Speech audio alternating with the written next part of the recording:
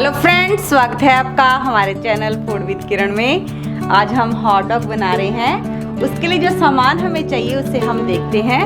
हमने लिए है हॉट डॉग एक, और जो सॉसेस लिए है हमने एक, 2 स्लाइसेस जो है हमने चीज़ के लिए हैं।